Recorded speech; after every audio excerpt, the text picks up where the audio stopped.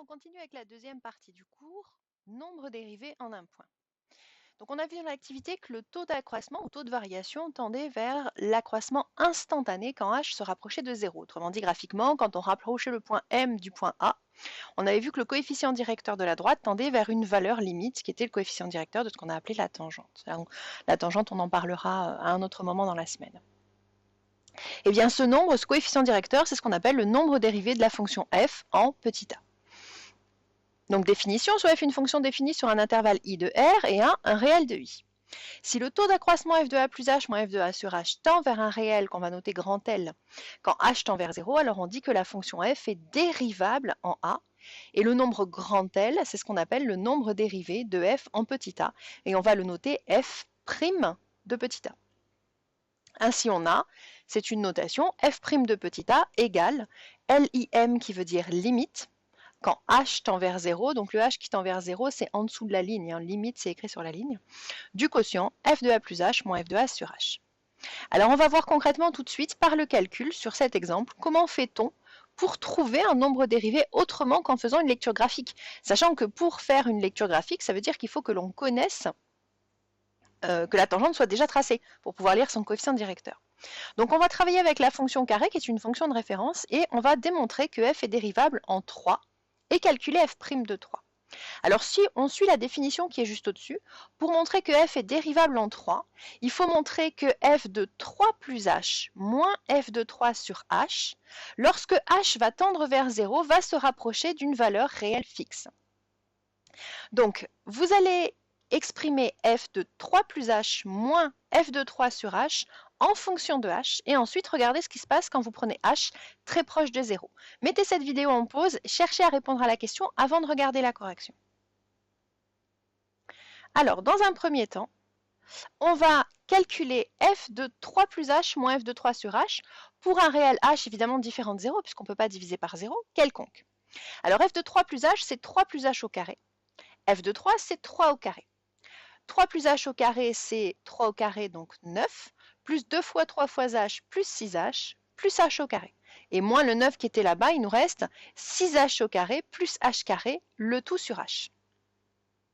Alors pour simplifier encore cette expression, on va factoriser par h le numérateur. Ça nous donne h facteur de h, qui vient du h carré, plus 6. Et on va ici pouvoir simplifier par h. Au numérateur, il nous reste seulement h plus 6, et au dénominateur, il nous reste 1, et diviser par 1 ne sert à rien, donc il nous reste juste h plus 6. Alors qu'est-ce qui se passe quand h est très proche de 0? Eh bien h plus 6 va lui être très proche de 6. Donc lorsque h tend vers 0, h plus 6 tend vers 6. Donc 6, c'est bien un nombre réel qui existe. Donc f, on va dire qu'elle est dérivable en a, et le nombre en 3, et le nombre dérivé, f' de 3, ça va être 6. Voilà comment on fait par le calcul. Je vous en donnerai à chercher à la maison du même type. Vous vous référerez à cette méthode-là. Deuxième exemple, et là attention, c'est une démonstration du cours, vous devez savoir la refaire. On va démontrer que la fonction racine carrée, elle n'est pas dérivable en 0, c'est-à-dire qu'en 0, on n'aura pas de nombre dérivé. Alors avant de chercher, je voulais vous montrer cette petite animation GeoGebra. On a ici la fonction racine carrée qui est dessinée. J'ai placé le point A d'abscisse 0 et j'ai placé un point M sur la courbe de la fonction carrée et j'ai tracé la droite AM comme dans l'activité qu'on a fait vendredi dernier. Donc l'idée c'est que le taux de variation, le taux d'accroissement, c'est le coefficient directeur de ma droite AM.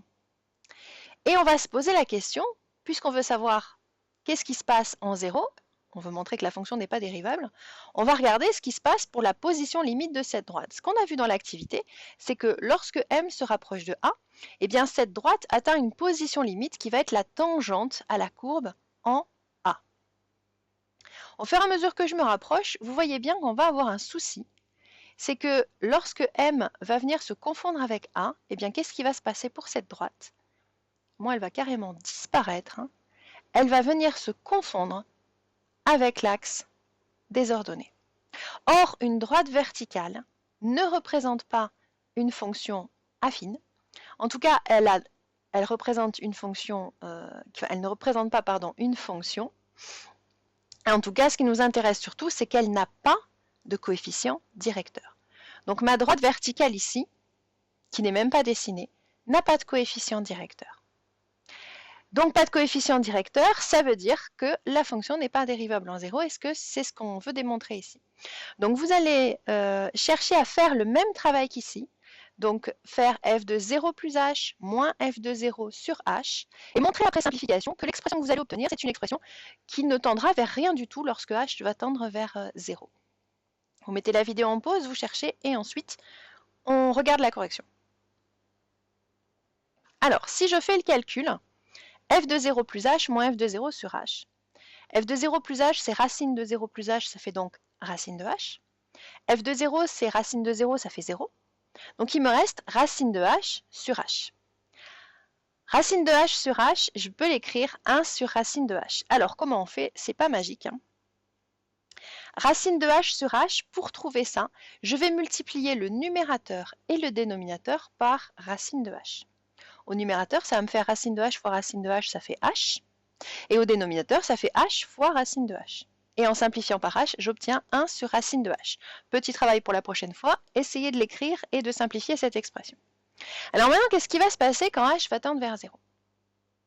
Eh bien, quand h se rapproche de 0, racine de h se rapproche aussi de 0, même plus vite. Et quand je prends l'inverse de quelque chose qui est très proche de 0, eh bien, ça devient très très grand. Par exemple, si je prends l'inverse de 10 puissance moins 12, eh bien ça fait 10 puissance 12. 10 puissance moins 12, c'est très très proche de 0, et son inverse, 10 puissance 12, c'est extrêmement grand. Donc 1 sur racine de h, on va dire qu'il diverge vers plus l'infini. Plus vous allez prendre h proche de 0, plus 1 sur racine de h va partir en sucette vers plus l'infini.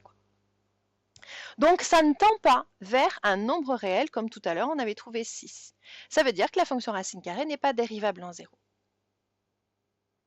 Alors c'est tout pour aujourd'hui. Vous devez bien sûr retravailler tout ça, et je vous demande aussi pour la prochaine fois de chercher l'exercice 3, page 121.